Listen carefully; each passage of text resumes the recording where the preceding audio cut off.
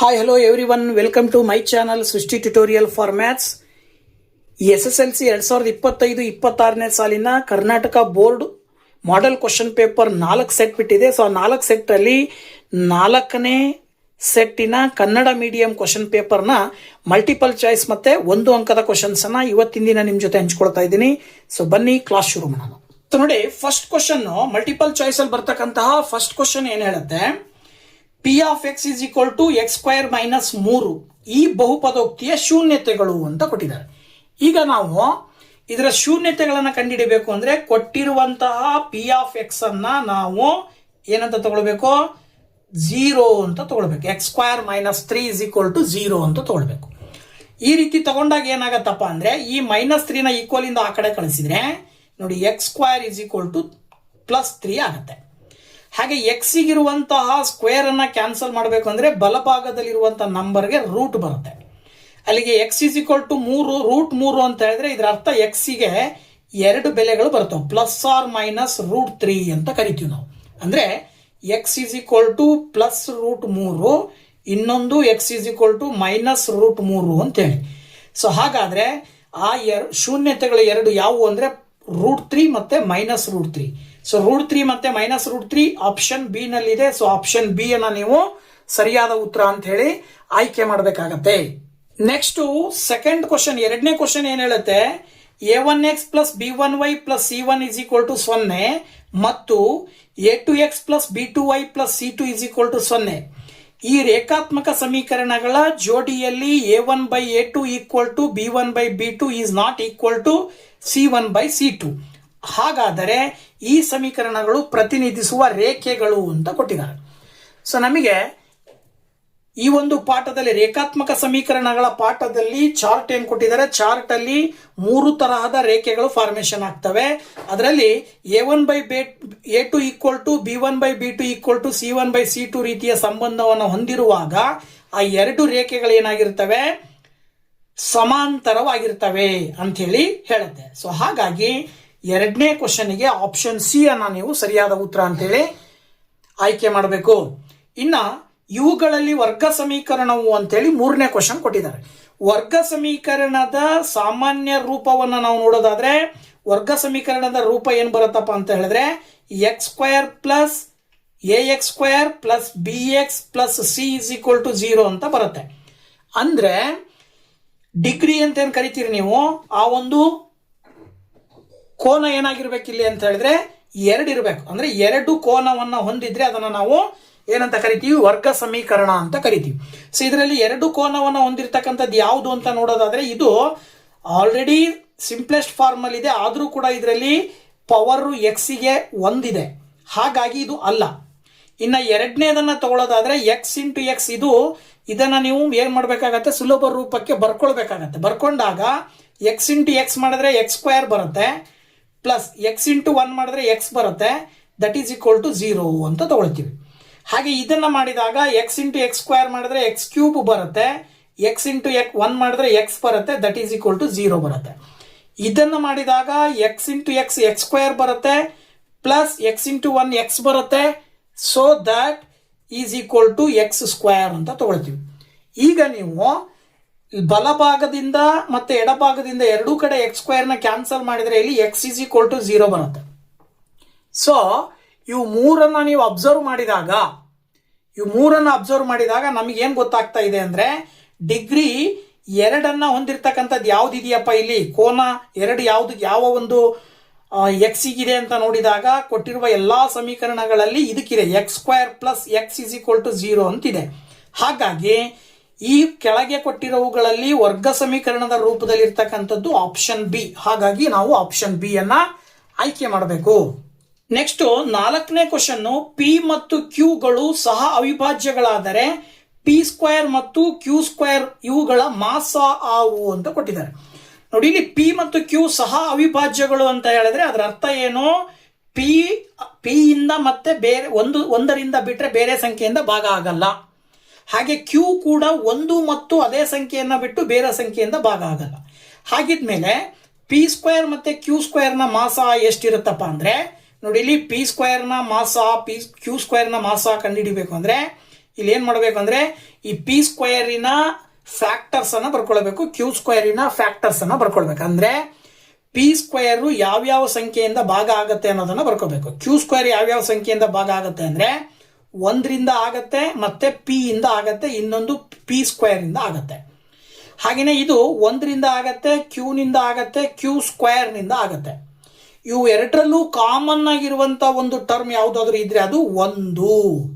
ಹಾಗಾಗಿ P square ಮತ್ತು Q square ನ ಮಾಸ 1 ಆಪ್ಷನ್ ಬಿ ನಲ್ಲಿ ಕೊಟ್ಟಿದ್ದಾರೆ, ಅದನ್ನ ನೀವು ಆಯ್ಕೆ ಮಾಡಬೇಕಾಗತ್ತೆ. ರೈಟ್.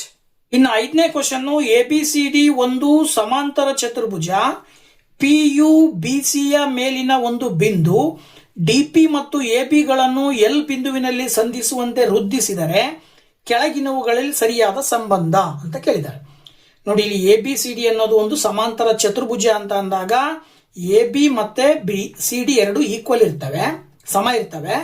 ಹಾಗಾಗಿ ಇಲ್ಲಿ ನಾವು ಇದನ್ನ DP ಯನ್ನ ಮುಂದುವರಿಸಿ ಹಾಗೇನೆ AB ಯನ್ನ ಮುಂದುವರಿಸಿದಾಗ L ಅನ್ನೋ ಪಾಯಿಂಟ್ ಅಲ್ಲಿ ಇವೆರಡು ಮೀಟ್ ಆಗ್ತಾ ಇದಾವೆ, ಸೇರ್ತಾ ಇದಾವೆ ಅಂತ ತಗೊಂಡಾಗ ನಾವಿಲ್ಲಿ ಈ ಒಂದು ತ್ರಿಭುಜವನ್ನ ಮತ್ತೆ ಈ ಒಂದು ತ್ರಿಭುಜವನ್ನ ಆಯ್ಕೆ ಮಾಡಿಕೊಂಡ್ರೆ ತ್ರಿಭುಜ PCD ಮತ್ತು ತ್ರಿಭುಜ BPL ನಲ್ಲಿ DC ಗೆ ಅನುರೂಪ ಬಾಹು ಏನಾಗುತ್ತೆ BL ಆಗುತ್ತೆ. ಹಾಗೇನೆ DP ಗೆ ಅನುರೂಪ ಬಾಹು ಏನಾಗುತ್ತೆ PL ಆಗುತ್ತೆ. ಸೊ ಹಾಗಾಗಿ ನಾವಿಲ್ಲಿ ಏನ್ ಮಾಡಬಹುದು, DP divided by PL is equal to DC divided by BL ಅಂತ ತಗೊಳ್ಬಹುದು.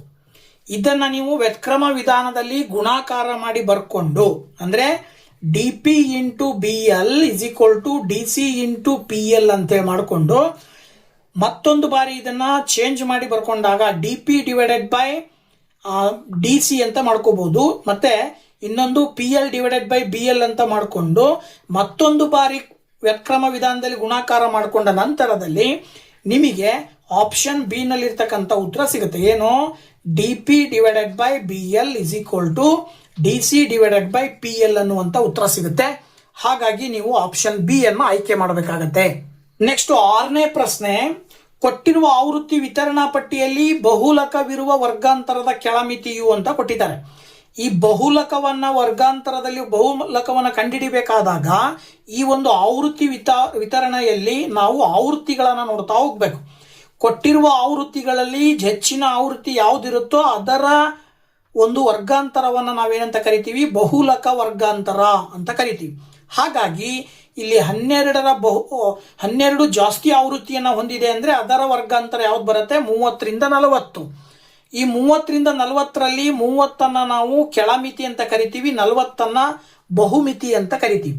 ಹಾಗಾಗಿ ಇಲ್ಲಿ ಕೇಳಿರೋದು ಕೆಳಮಿತಿ ಯಾವುದು ಅಂತೇಳಿ, ಸೊ ಕೆಳಮಿತಿ ಬಂದ್ಬಿಟ್ಟು 30. ಆಪ್ಷನ್ ಸಿ ನಲ್ಲಿ ಇರ್ತಕ್ಕಂಥ ಉತ್ತರವನ್ನ ಆಯ್ಕೆ ಮಾಡಬೇಕು. ಓಕೆನಾ. ನೆಕ್ಸ್ಟ್ ಬಂದ್ಬಿಟ್ಟು 7ನೇ ಕ್ವಶನ್ ನೋಡೋದಾದ್ರೆ, ಕೆಳಗಿನವುಗಳಲ್ಲಿ ಯಾವುದು ಒಂದು ಘಟನೆಯು ಸಂಭವನೀಯತೆ ಆಗಿರಬಹುದು ಅಂತ ಕೊಟ್ಟಿದ್ದಾರೆ. ಇಲ್ಲಿ ಯಾವ ಘಟನೆ ಸಂಭವನೀಯತೆ ಆಗಿರುತ್ತಪ್ಪ ಅಂತ ಹೇಳಿದ್ರೆ ಆ ಘಟನೆಯ ಸಂಭವನೀಯತೆ ಸಾಮಾನ್ಯವಾಗಿ ಏನಾಗಿರ್ಬೇಕು ಅಂತ ಹೇಳಿದ್ರೆ 1ಕ್ಕಿಂತ ಕಡಿಮೆ ಇರಬೇಕು. 1ಕ್ಕಿಂತ ಕಡಿಮೆ ಇರಬೇಕು. ಮತ್ತೆ ಏನಾಗಿರ್ಬೇಕು ಅಂತ ಹೇಳಿದ್ರೆ 1ಕ್ಕಿಂತ ಕಡಿಮೆ ಮತ್ತೆ 0ಗಿಂತ ಜಾಸ್ತಿ ಇರಬೇಕು. 0ಯ ಮೇಲ್ಭಾಗದಲ್ಲಿ ಬರಬೇಕು, 1ಕ್ಕಿಂತ ಕಡಿಮೆ ಬರಬೇಕು. ಆಗ ಅದನ್ನು ನಾವು ಸಂಭವನೀಯತೆ ಅಂತ ಕರಿತೀವಿ. ಇವುಗಳನ್ನು ನೋಡ್ತಾ ಹೋದ್ರೆ 2ನೇ 3ಅನ್ನ ನೀವು ದಶಮಾಂಶ ರೂಪದಲ್ಲಿ ಬರೆದ್ರೆ 1 ಪಾಯಿಂಟ್ ಸಮಥಿಂಗ್ ಬರುತ್ತೆ. ಹಾಗೇನೆ -1.5 ಕೊಟ್ಟಿದ್ದಾರೆ ಅಂದ್ರೆ ಇದು 0ಗಿಂತ ಕಡಿಮೆ ಬೆಲೆಯನ್ನ ಹೊಂದಿದೆ. 105ಅನ್ನ ನಾವು 105 ಡಿವೈಡೆಡ್ ಬೈ 100 ಅಂತ ತಗೊಂಡ್ರೆ ಇದು ಕೂಡ 1 ಪಾಯಿಂಟ್ ಸಮಥಿಂಗ್ ಬರುತ್ತೆ. ಹಾಗಾಗಿ 0.7 ಅನ್ನೋದು 1ಕ್ಕಿಂತ ಕಡಿಮೆ ಬೆಲೆಯನ್ನ ಹೊಂದಿರುತ್ತೆ. ಸೊ ನಮಗೆ ಸಂಭವನೀಯತೆಯೂ ಕೂಡ 1ಕ್ಕಿಂತ ಕಡಿಮೆ ಬೆಲೆಯನ್ನ ಹೊಂದಿರುತ್ತೆ. ಹಾಗಾಗಿ ನೀವು ಆಪ್ಷನ್ ಡಿ ಅನ್ನ ಸರಿಯಾದ ಉತ್ತರ ಅಂತ ಹೇಳಿ ಆಯ್ಕೆ ಮಾಡ್ತೀರಾ. ಇನ್ನು 8ನೇ ಕ್ವಶನ್ ನೋಡೋದಾದ್ರೆ 6x14 ಇವು ಸಮಾಂತರ ಶ್ರೇಣಿಯಲ್ಲಿದ್ದರೆ x ನ ಬೆಲೆಯು ಅಂತ ಕೊಟ್ಟಿದ್ದಾರೆ. ಸೊ ಇವುಗಳು ಸಮಾಂತರ ಶ್ರೇಣಿಯಲ್ಲಿದ್ದಾವೆ ಅಂತ ಹೇಳಿದ್ರೆ ಈ ಪದಗಳನ್ನು ನಾವು A1 A2 A3 ಅಂತ ತಗೊಂಡ್ರೆ ಮೊದಲನೇ ಪದ, 2ನೇ ಪದ, 3ನೇ ಪದ. ಸೊ ನಮಗೆ ಸಾಮಾನ್ಯ ವ್ಯತ್ಯಾಸ ಡಿ ಬೇಕು ಅಂದ್ರೆ ಏನ್ ಮಾಡ್ತೀವಿ ನಾವು, ಸಾಮಾನ್ಯವಾಗಿ 2ನೇ ಪದದಲ್ಲಿ ಮೊದಲನೇ ಪದವನ್ನ ಕಳಿತೀವಿ, A2 ಮೈನಸ್ A1 ಮಾಡ್ತೀವಿ. ಅಥವಾ 3ನೇ ಪದದಲ್ಲಿ 2ನೇ ಪದವನ್ನ ಕಳಿತೀವಿ, A3 ಮೈನಸ್ A2 ಮಾಡ್ತೀವಿ. ಎರಡೂ ಸಂದರ್ಭದಲ್ಲೂ ಸಾಮಾನ್ಯ ವ್ಯತ್ಯಾಸ ಸಮ ಇರಬೇಕು, ಆಗ ಮಾತ್ರ ಅದನ್ನ ನಾವು ಸಮಾಂತರ ಶ್ರೇಣಿ ಅಂತ ಹೇಳಲಿಕ್ಕೆ ಸಾಧ್ಯ. ಹಾಗಾಗಿ A2 ಮೈನಸ್ A1 ಅಂದ್ರೆ ಇಲ್ಲಿ ನೀವು A2 ಏನ್ ತಗೊಂಡಿದ್ದೀರಿ, ಎಕ್ಸ್ ಅಂತ ತಗೊಂಡಿದ್ದೀರಿ, A1 ಬಂದ್ಬಿಟ್ಟು 6 ಅಂತ ತಗೊಂಡಿದ್ದೀರಿ, A3 ಬಂದ್ಬಿಟ್ಟು 14, ಮತ್ತೆ A2 ಅಂದ್ರೆ ಎಕ್ಸ್. ಸೊ ಇಲ್ಲಿ ಎಕ್ಸ್ ಬರ್ಕೊಂಡು ಈ ಮೈನಸ್ ಎಕ್ಸ್ ಅನ್ನ ಎಡಭಾಗಕ್ಕೆ ತಗೊಂಡು ಬಂದ್ರೆ ಪ್ಲಸ್ ಎಕ್ಸ್ ಆಗತ್ತೆ. ಇಲ್ಲಿ 14 ಇದ್ರೆ -6 ಬಲಭಾಗಕ್ಕೆ ಬಂದ್ರೆ +6 ಆಗತ್ತೆ, ಸಾರಿ 6. ಸೊ ಎಕ್ಸ್ ಪ್ಲಸ್ ಎಕ್ಸ್ ಮಾಡಿದ್ರೆ 2x ಬರುತ್ತೆ, 14ಕ್ಕೆ 6 ಕೂಡಿದ್ರೆ 20 ಬರುತ್ತೆ. ಓಕೆನಾ? ಸೊ ಈಗ ನೀವೇನ್ ಮಾಡ್ಬೋದು, 2ರಿಂದ 20 ಭಾಗಾಕಾರ ಮಾಡ್ಬೋದು. 2ರಿಂದ 20 ಭಾಗಾಕಾರ ಮಾಡಿದ್ರೆ 10 ಬರುತ್ತೆ. ಹಾಗಾಗಿ ಇಲ್ಲಿ ಕೇಳಿರುವ ಹಾಗೆ ಎಕ್ಸ್ ನ ಬೆಲೆಯು 10. ಸೊ ಆಪ್ಷನ್ ಎ ನಲ್ಲಿ ಆ ಒಂದು ಉತ್ತರವನ್ನ ಕೊಟ್ಟಿದ್ದಾರೆ. ಸೊ ಮಲ್ಟಿಪಲ್ ಚಾಯ್ಸಿನ ಕೊನೆಯ ಕ್ವಶನ್ಗೆ ಆಪ್ಷನ್ ಎ 10 ಸರಿಯಾದ ಉತ್ತರ ಆಗಿರುತ್ತೆ. ಓಕೆನಾ? ನೆಕ್ಸ್ಟ್ 1 ಅಂಕದ 8 ಕ್ವಶನ್ಸ್ ನಾವು ನೋಡೋದಾದ್ರೆ ಇಲ್ಲಿ ಮೊದಲನೇ ಕ್ವಶನ್ 9ನೇದು ಏನ್ ಹೇಳುತ್ತೆ, A1x plus B1y plus C1 is equal to 0 ಮತ್ತು A2x plus B2y plus C2 is equal to 0. ಈ ಜೋಡಿ ರೇಖಾತ್ಮಕ ಸಮೀಕರಣಗಳು ಪ್ರತಿನಿಧಿಸುವ ರೇಖೆಗಳು ಪರಸ್ಪರ ಛೇದಿಸಿದರೆ ಅವು ಎಷ್ಟು ಪರಿಹಾರಗಳನ್ನು ಹೊಂದಿರುತ್ತವೆ ಅಂತ ಕೊಟ್ಟಿದ್ದಾರೆ. ಸೊ ಇವೆರಡಕ್ಕೆ ನೀವು ನಕ್ಷೆಯನ್ನ ಹಾಕಿದ್ರಿ ಅಂದ್ರೆ ಆ ನಕ್ಷೆಯ ಒಂದು ಪಾಯಿಂಟ್ ಅಲ್ಲಿ ಎರಡೂ ರೇಖೆಗಳು ಈ ರೀತಿ ಸಂಧಿಸಿದ್ವು ಅಂದ್ರೆ ಅದರ ಅರ್ಥ ಈ ಎರಡು ಎಕ್ಸ್ ಮತ್ತೆ ವೈ ನ ಬೆಲೆಗಳು ಒಂದೇ ಇರ್ತದೆ, ಅಂದ್ರೆ ಏಕತೆಯನ್ನ ಹೊಂದಿರುತ್ತೆ ಅಂತ ಕರಿತೀವಿ ನಾವು. ಅಂದ್ರೆ ಏಕ ಪರಿಹಾರವನ್ನ ಹೊಂದಿರುತ್ತದೆ, ಪರಿಹಾರವು ಏಕತೆಯಾಗಿರುತ್ತದೆ ಅಂತ ಕರಿತೀವಿ ನಾವು. ಸೊ ಹಾಗಾಗಿ 9ನೇದಕ್ಕೆ ಆನ್ಸರ್ ಏನ್ ಬರೀಬೇಕು, ಪರಿಹಾರವು ಏಕತೆಯಾಗಿರುತ್ತದೆ ಅಂತ ಬರೀಬೇಕು. ಓಕೆನಾ? ಇನ್ನ 10ನೇ ಪ್ರಶ್ನೆ ಏನ್ ಹೇಳುತ್ತೆ, ಆಲ್ಫಾ ಮತ್ತು ಬೀಟಾಗಳನ್ನು ಶೂನ್ಯತೆಗಳಾಗಿ ಹೊಂದಿರುವ ಒಂದು ವರ್ಗ ಬಹುಪದೋಕ್ತಿಯ ಪಿ ಆಫ್ ಎಕ್ಸ್ ಅನ್ನು ಬರೆಯಿರಿ ಅಂತ ಕೊಟ್ಟಿದ್ದಾರೆ. ಈ ರೀತಿ ಆಲ್ಫಾ ಮತ್ತು ಬೀಟಾಗಳನ್ನು ಕೊಟ್ಟು ಅವೆರಡು ಶೂನ್ಯತೆಗಳಾಗಿದ್ದಾಗ ಈ ಒಂದು ವರ್ಗ ಬಹುಪದೋಕ್ತಿಯನ್ನು ನೀವೇ ಬರೀರಿ ಅನ್ನೋದಕ್ಕೆ ಒಂದು ಸೂತ್ರ ಬರುತ್ತೆ. ಏನಪ್ಪ ಸೂತ್ರ, ಅದನ್ನ ಇಲ್ಲಿ ಬರೀಬೇಕಷ್ಟೇ ನೀವು. ಸೂತ್ರ ಏನು, P of x is equal to k into x square minus alpha plus beta into x plus alpha into beta ಅನ್ನುವಂತ ಸೂತ್ರ. ಸೊ ಈ ಸೂತ್ರವನ್ನ ಇಲ್ಲಿ ಬರೆದ್ರೆ 10ನೇ ಕ್ವಶನ್ಗೆ ಆನ್ಸರ್ ಆಗುತ್ತೆ. ಇನ್ನ ಬಂದ್ಬಿಟ್ಟು 11ನೇ ಕ್ವಶನ್, ಒಂದು ಸಮಾಂತರ ಶ್ರೇಣಿಯ ಮೊದಲ ಪದ ಎಂ ಮತ್ತು ಸಾಮಾನ್ಯ ವ್ಯತ್ಯಾಸ 3 ಆದರೆ ಶ್ರೇಣಿಯ 10ನೇ ಪದವನ್ನು ಕಂಡು ಹಿಡಿಯಿರಿ ಅಂತ ಕೇಳಿದ್ದಾರೆ. ನೋಡಿ ಇದಕ್ಕೆ ಏನ್ ಮಾಡಬಹುದು, ನಾವು 10ನೇ ಪದ ಕೇಳಿರೋದ್ರಿಂದ 10ನೇ ಪದ ಅಥವಾ ಎನ್ನೇ ಪದಗಳನ್ನು ಕಂಡುಹಿಡಿಯಲಿಕ್ಕೆ AN ಸೂತ್ರವನ್ನ ಬಳಸ್ತೀವಿ. AN is equal to A plus N minus 1 into D ಅಂತ ಹೇಳಿ. 10ನೇ ಪದ ಕಂಡುಹಿಡಿಯಿರಿ ಅಂತ ಕೇಳಿದರೆ ಏನ ಬೆಲೆ ಎಂ ಅಂತ ತಗೊಳ್ಬೇಕಂತೆ.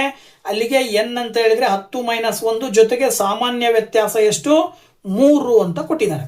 ಹಾಗಾದಾಗ A10 is equal to M plus 10ರಲ್ಲಿ 9 ಕಳೆದ್ರೆ 10ರಲ್ಲಿ 1 ಕಳೆದ್ರೆ 9 ಬರುತ್ತೆ.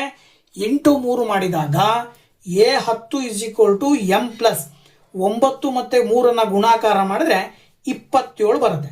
ಅಂದ್ರೆ ಅಲ್ಲಿಗೆ 10ನೇ ಪದವು ಎಂ ಪ್ಲಸ್ 27 ಆಗಿರುತ್ತದೆ ಅಂತ ಹೇಳ್ಬೇಕಾಗತ್ತೆ. ಓಕೆನಾ? ಇನ್ನ ನೆಕ್ಸ್ಟ್ 12ನೇ ಕ್ವಶನ್ ಬಂದ್ಬಿಟ್ಟು ಮೂಲ ಬಿಂದುವಿನಿಂದ -3,4 ಬಿಂದುವಿಗೆ ಇರುವ ದೂರವನ್ನು ಕಂಡುಹಿಡಿಯಿರಿ ಅಂತ ಕೇಳಿದ್ದಾರೆ. ಏನಿದು ಮೂಲ ಬಿಂದು ಅಂತ ಹೇಳಿದ್ರೆ, ಸೊ ನೋಡಿ ಅವರೇ ಹೇಳೋ ಪ್ರಕಾರ ಒಂದು ಪಾಯಿಂಟ್ ಅನ್ನ ನಾವು ಪಿ ಅಂತ ತಗೊಳ್ಳೋಣ. ಅವ್ರು ಕೊಟ್ಬಿಟ್ಟಿದ್ದಾರೆ -3 ಮತ್ತೆ 4 -3 ಮತ್ತು 4 ಕೊಟ್ಟಿದ್ದಾರೆ. ಇನ್ನೊಂದು ಮೂಲ ಬಿಂದು ಅಂತಾರೆ. ಮೂಲ ಬಿಂದು ಅಂದ್ರೆ ನೀವು ನಕ್ಷೆಯನ್ನ ಹಾಕ್ಬೇಕಾದ್ರೆ ಒಂದು ಎಕ್ಸ್ ಅಕ್ಷ ಇನ್ನೊಂದು ವೈ ಅಕ್ಷ ಅಂತ ತಗೊಂತೀರಿ. ಈ ಎಕ್ಸ್ ಅಕ್ಷ ಮತ್ತು ವೈ ಅಕ್ಷಗಳು ಸೇರುವಂತಹ ಜಾಗ ಏನಿದೆ ಇದನ್ನ ನಾವು ಮೂಲ ಬಿಂದು ಅಂತ ಕರಿತೀವಿ. ಈ ಮೂಲ ಬಿಂದು 0,0 ಆಗಿರುತ್ತೆ. ಹಾಗಾಗಿ ಈ 0ಯನ್ನ ನೀವು ದೂರವನ್ನ ಕಂಡುಹಿಡಿಯುವ ಸೂತ್ರಕ್ಕೆ ಅಪ್ಲೈ ಮಾಡಿದಾಗ ಇದೇ ಆನ್ಸರ್ ಬರುತ್ತೆ. ಹಾಗಾಗಿ ಡೈರೆಕ್ಟ್ ಆಗಿ ನಾವೇನ್ ಮಾಡ್ತೀವಿ ಅಂತ ಹೇಳಿದ್ರೆ ಮೂಲ ಬಿಂದು ಮತ್ತೆ ಇನ್ನೊಂದು ಬಿಂದುವನ್ನ ಕೊಟ್ಟು ಆ ಬಿಂದುಗಳ ಮಧ್ಯೆ ಇರುವ ದೂರ ಕಂಡುಹಿಡಿಯಿರಿ ಅಂದ್ರೆ ಈ ಸೂತ್ರವನ್ನ ಡೈರೆಕ್ಟ್ ಆಗಿ ಬಳಸಬೇಕು. ಸೊ ಏನು, square root of x square plus y square. So P ಮತ್ತೆ ಕ್ಯೂ ಅಂತ ನಾವು ತಗೊಂಡಿರೋದ್ರಿಂದ that is equal to x square ಅಂತ ಹೇಳಿದ್ರೆ -3 ಸ್ಕ್ವೇರ್. ಇದನ್ನ ಎಕ್ಸ್ ಅಂತ ತಗೊಳ್ಬೇಕು, ಇದನ್ನ ವೈ ಅಂತ ತಗೊಳ್ಬೇಕು. ಓಕೆನಾ? ಹಾಗೇನೆ ವೈ ಸ್ಕ್ವೇರ್ ಅಂತ ಹೇಳಿದ್ರೆ 4 ಸ್ಕ್ವೇರ್. ಈಗ -3 ಸ್ಕ್ವೇರ್ ಮಾಡಿದ್ರೆ 9 ಬರುತ್ತೆ, 4 ಸ್ಕ್ವೇರ್ ಮಾಡಿದ್ರೆ 16 ಬರುತ್ತೆ. ಈಗ 9 ಮತ್ತು 16 ಕೂಡಿದಾಗ 25 ಬರುತ್ತೆ. 25 ರೂಟಿಂದ ಹೊರಗೆ ತೆಗಿಬೇಕಂದ್ರೆ 25ರ ವರ್ಗಮೂಲವನ್ನ ಬರಿಬೇಕು. ಸೊ 25ರ ವರ್ಗಮೂಲ ಬಂದ್ಬಿಟ್ಟು 5. ಅಲ್ಲಿಗೆ ಅದರ ಅರ್ಥ ಏನು, ಈ -3,4ರಿಂದ ಮೂಲ ಬಿಂದುವಿಗಿರುವಂತ ದೂರ ಬಂದ್ಬಿಟ್ಟು ಎಷ್ಟಂತೆ 5 ಮಾನಗಳು ಅಂತೇಳಿ ನಾವು ಸುಲಭವಾಗಿ ಹೇಳಬಹುದು. ಹಾಗೇನೆ 13ನೇ ಕ್ವಶನ್ ಬಂದ್ಬಿಟ್ಟು tan A into cot A minus cos A into secant A, ಇದರ ಬೆಲೆ ಎಷ್ಟು ಅಂತ ಕೇಳಿದಾರೆ ನಾವು. ಸೊ ನೋಡಿ, ಇದನ್ನ ಮಾಡಬೇಕು ಅಂತ ಹೇಳಿದ್ರೆ ನೋಡಿ, ಟ್ಯಾನ್ ಎನ ಹಾಗೆ ಬರಿತೀವಿ. ಈ ಟ್ಯಾನ್ ಎದ ಈ ಕಾಟ್ ಎ ಇದೆಯಲ್ಲ, ಇದರ ವ್ಯುತ್ಕ್ರಮ ವಿಧಾನವನ್ನು ಬರ್ಕೊಂಡ್ರೆ 1/tan ಎ ಅಂತ ಬರಿಬಹುದು. ಮೈನಸ್ ಇಲ್ಲಿ ಕಾಸ್ ಎನ ಹಾಗೆ ಬರ್ಕೊಂಡು ಇಲ್ಲೂ ಕೂಡ ಸೀಕೆಂಟ್ ಎನ ನಾವು 1/cos ಎ ಅಂತ ಬರಿಬಹುದು. ಕಾಸ್ ಎ ಕ್ಯಾನ್ಸಲ್ ಆಗತ್ತೆ, ಟ್ಯಾನ್ ಎ ಕ್ಯಾನ್ಸಲ್ ಆಗತ್ತೆ. ಇಲ್ಲಿ 1 ಮೈನಸ್ ಇಲ್ಲೂ ಕೂಡ 1. ಸೊ 1ರಲ್ಲಿ 1 ಕಳೆದ್ರೆ ಎಷ್ಟು ಬರುತ್ತೆ, 0. 13ನೇ ಪ್ರಶ್ನೆಗೆ ಉತ್ತರ 0 ಅಂತೇಳಿ ಬರಿಬೇಕು. ಓಕೆ, ನೆಕ್ಸ್ಟ್ 14ನೇ ಕ್ವಶನ್ ಹೇಳುತ್ತೆ, ಅಂಚಿನ ಉದ್ದ 6 ಸೆಂಟಿಮೀಟರ್ ಇರುವ ಘನದ ಘನಫಲವನ್ನು ಕಂಡು ಹಿಡಿಯಿರಿ. ನೋಡಿ, ತುಂಬಾ ಸುಲಭವಾಗಿ ಹೇಳಬಹುದು. ನೋಡಿ, ನಮಗೆ ಘನದ ಘನಫಲ ಕಂಡು ಹಿಡಿಯಲಿಕ್ಕೆ ಎ ಕ್ಯೂಬ್ ಅನ್ನುವಂತ ಸೂತ್ರ ಇದೆ. ಎ ಕ್ಯೂಬ್ ಅನ್ನೋದು ಪ್ರತಿ ಅಂಚಿನ ಉದ್ದ ಅಂತ ತಗೊಂಡ್ರೆ ಅವ್ರು ಕೊಟ್ಟಿದ್ದಾರೆ ಒಂದು ಅಂಚಿನ ಉದ್ದ 6 ಇರುತ್ತೆ ಅಂತೇಳಿ. ಅಲ್ಲಿಗೆ 6 ಕ್ಯೂಬ್ ಮಾಡಿದ್ರಿ ಅಂತ ಹೇಳಿದ್ರೆ ಅದರ ಅರ್ಥ 6ಅನ್ನ 3 ಬಾರಿ ಗುಣಾಕಾರ ಮಾಡಬೇಕು. 6ಅನ್ನ 3 ಬಾರಿ ಗುಣಾಕಾರ ಮಾಡಿದ್ರೆ 613 ಬರುತ್ತೆ. ಅದನ್ನ ನೀವು ಕ್ಯೂಬಿಕ್ ಸೆಂಟಿಮೀಟರ್ ಅಂತ ಹೇಳಿ ಹೇಳಬೇಕಾಗತ್ತೆ. ಅಂದ್ರೆ 6 ಇಂಟು 6 ಮಾಡಿದ್ರೆ 216 ಬರುತ್ತೆ. ಓಕೆನಾ? ಸೊ ಇಲ್ಲಿ ನೀವು 216 ಕ್ಯೂಬಿಕ್ ಸೆಂಟಿಮೀಟರ್ ಅಂತ ಬರಿಬೇಕು. ಇದು ಸರಿಯಾದ ಉತ್ತರ. ಘನದ ಘನಫಲ ಬಂದು 216 ಕ್ಯೂಬಿಕ್ ಸೆಂಟಿಮೀಟರ್. ಓಕೆ, ನೆಕ್ಸ್ಟ್ 15ನೇ ಕ್ವಶನ್, 6 ಮೀಟರ್ ಎತ್ತರದ ನೇರವಾದ ಕಂಬವು ನೆಲದ ಮೇಲೆ 4 ಮೀಟರ್ ಉದ್ದದ ನೆರಳನ್ನು ಉಂಟು ಮಾಡಿದೆ. ಅದೇ ಸಮಯದಲ್ಲಿ ಒಂದು ಕಟ್ಟಡ 28 ಮೀಟರ್ ಉದ್ದದ ನೆರಳನ್ನು ಉಂಟು ಮಾಡಿದರೆ ಆ ಕಟ್ಟಡದ ಎತ್ತರವನ್ನು ಕಂಡುಹಿಡಿಯಿರಿ ಅಂತ ಕೇಳಿದ್ದಾರೆ. ಏನೋ ಕಂಬ ಕೊಟ್ಟಿದ್ದಾರೆ, ಕಂಬದ ಎತ್ತರ ಮತ್ತು ಅದರ ನೆರಳು ಕೊಟ್ಟಿದ್ದಾರೆ. ಹಾಗೇನೆ ಒಂದು ಕಟ್ಟಡ ಇದೆ, ಕಟ್ಟಡದ ಎತ್ತರ ಕೊಟ್ಟಿಲ್ಲ, ಕಟ್ಟಡ ಬೀಳುವಂತಹ ನೆರಳನ್ನ ಕೊಟ್ಟಿದ್ದಾರೆ. ಸೊ ಹಾಗಿದ್ರೆ ಇದನ್ನ ಹೆಂಗ್ ಕಂಡುಹಿಡಿಬೇಕಪ್ಪ ಅಂತ ಹೇಳಿದ್ರೆ ನೋಡಿ, ಇಲ್ಲಿ ನಾವು ಆ ಕಂಬದ ಎತ್ತರ ಮತ್ತು ಕಂಬದ ನೆರಳಿನ ಅನುಪಾತವನ್ನು ಒಂದ್ ಕಡೆ ಬರ್ಕೊಂಡು ಈಕ್ವಲ್ ಚಿಹ್ನೆ ಹಾಕಿ ಕಟ್ಟಡದ ಎತ್ತರ ಮತ್ತು ಕಟ್ಟಡದ ನೆರಳುಗಳ ಅನುಪಾತವನ್ನು ಒಂದ್ ಕಡೆ ಬರ್ಕೋಬೇಕು. ಕಂಬದ ಎತ್ತರ 6 ಕೊಟ್ಟಿದ್ದಾರೆ, ಕಂಬದ ನೆರಳು 4 ಕೊಟ್ಟಿದ್ದಾರೆ. ಹಾಗೇನೆ ಕಟ್ಟಡದ ಎತ್ತರ ಕಂಡುಹಿಡಿಬೇಕು, ಮತ್ತೆ ಕಟ್ಟಡದ ನೆರಳನ್ನು ಕೊಟ್ಟಿದ್ದಾರೆ ಏನೋ 28. ಓಕೆನಾ? ಸೊ ಕಟ್ಟಡದ ಹಾಗಿದ್ರೆ ಇದನ್ನ ನಾವು ಸುಲಭ ರೂಪದಲ್ಲಿ ಬರೆಯೋದಾದ್ರೆ ನೋಡಿ, ಇಲ್ಲಿ 4 1 ಸಾರಿ 2 2 4 2 3 6 ಬರುತ್ತೆ. ಇದನ್ನ ನಾವು ವ್ಯುತ್ಕ್ರಮ ವಿಧಾನದಲ್ಲಿ ಬರೆದ್ರೆ ಕಟ್ಟಡದ ಎತ್ತರ ಇಂಟು 2 = 28 ಇಂಟು 3 ಅಂತ ತಗೊಳ್ತೀವಿ ನಾವು. ಅಲ್ಲಿಗೆ ನಿಮಗೆ ಕಟ್ಟಡದ ಎತ್ತರ ಬೇಕು ಅಂತ ಹೇಳಿದ್ರೆ 28 ಇಂಟು 3, 2 ಈಕ್ವಲ್ ಇಂದ ಈ ಕಡೆ ತಗೊಂಡು ಬಂದ್ರೆ /2 ಆಗುತ್ತೆ. ಸೊ 2ರಿಂದ ಭಾಗಾಕಾರ ಮಾಡಿದ್ರೆ 2 1 2 4. ಅಲ್ಲಿಗೆ ಕಟ್ಟಡದ ಎತ್ತರ ಬಂದ್ಬಿಟ್ಟು 14 ಮತ್ತು 3 ಗುಣಾಕಾರ ಮಾಡಬೇಕು. 14 ಮತ್ತು 3 ಗುಣಾಕಾರ ಮಾಡಿದ್ರೆ ಎಷ್ಟು ಬರುತ್ತೆ, 42 ಬರುತ್ತೆ. 42. ಸೊ 42 ಮೀಟರ್ ಅಂತೇಳಿ ಹೇಳ್ತೀವಿ ನಾವು. ಅಲ್ಲಿಗೆ ಕಟ್ಟಡದ ಎತ್ತರ 42 ಮೀಟರ್ ಅಂತ ಹೇಳ್ಬಹುದು. ಓಕೆನಾ? ನೆಕ್ಸ್ಟ್ 1 ಅಂಕದ ಕೊನೆಯ ಪ್ರಶ್ನೆ, 7 ಸೆಂಟಿಮೀಟರ್ ತ್ರಿಜ್ಯವನ್ನು ಹೊಂದಿರುವ ಗೋಳದ ಮೇಲ್ಮೈ ವಿಸ್ತೀರ್ಣವನ್ನು ಕಂಡುಹಿಡಿಯಿರಿ. ಅಂದ್ರೆ ಗೋಳದ ಮೇಲ್ಮೈ ವಿಸ್ತೀರ್ಣವನ್ನ ಕಂಡುಹಿಡಿಯುವ ಸೂತ್ರಕ್ಕೆ ನೀವು ತ್ರಿಜ್ಯದಲ್ಲಿ 7 ಸೆಂಟಿಮೀಟರ್ ಅನ್ನುವಂತಹ ಬೆಲೆಯನ್ನ ಹಾಕಿ ಲೆಕ್ಕ ಮಾಡಬೇಕು. ಸೊ ನೋಡಿ, ಗೋಳದ ಮೇಲ್ಮೈ ವಿಸ್ತೀರ್ಣ 4πr² ಅಂತ ತಗೊಳ್ತೀವಿ. ರೇಡಿಯಸ್ ಅಂದ್ರೆ ತ್ರಿಜ್ಯವನ್ನ ಅವರೇ ಕೊಟ್ಟಿದ್ದಾರೆ 7 ಅಂತ ಹೇಳಿ. 4 × 22 ಬಾರ್ 7 × 7 × 7 r² ಇರೋದ್ರಿಂದ ನಾನು 7 2 ಸರಿ ತಗೊಳ್ತೀನಿ. 7 ಕ್ಯಾನ್ಸಲ್ ಆಗತ್ತೆ. ಇನ್ನು ಉಳಿದಿರೋದು 4 × 22 × 7. ಇವು 3 ಗುಣಾಕಾರ ಮಾಡಿದ್ರೆ 4 × 22 × 7 ಗುಣಾಕಾರ ಮಾಡಿದ್ರೆ ಎಷ್ಟು ಬರುತ್ತೆ, 616 ಸ್ಕ್ವೇರ್ ಸೆಂಟಿಮೀಟರ್ ಬರುತ್ತೆ. ಸೊ ಹಾಗಾಗಿ ನಾವು 616 ಸ್ಕ್ವೇರ್ ಸೆಂಟಿಮೀಟರ್ ಅಂತ ಹೇಳ್ತೀವಿ. ಓಕೆನಾ? ಸೊ 1 ಅಂಕದ ಮತ್ತು ಮಲ್ಟಿಪಲ್ ಚಾಯ್ಸ್ ಕ್ವಶನ್ಸ್ ಪೇಪರ್ 4ರಲ್ಲಿ ಬರ್ತಕ್ಕಂಥ ಕನ್ನಡ ಮೀಡಿಯಂನ ಕ್ವಶನ್ಸ್ ಅನ್ನ ಇವತ್ತು ನಿಮ್ ಜೊತೆ ಹಂಚ್ಕೊಂಡಿದ್ದೀನಿ. ನೆಕ್ಸ್ಟ್ 2 ಅಂಕದ ಪ್ರಶ್ನೆಗಳನ್ನ ಮತ್ತೊಂದು ವಿಡಿಯೋದಲ್ಲಿ ನಿಮ್ ಜೊತೆ ಡಿಸ್ಕಷನ್ ಮಾಡ್ಲಿಕ್ಕೆ ಬರ್ತೀನಿ. ಅಲ್ಲಿ ತನಕ ವೇಟ್ ಮಾಡ್ತಾ ಇರಿ ಅಂತ ಹೇಳ್ತಾ thank you very much. Bye bye.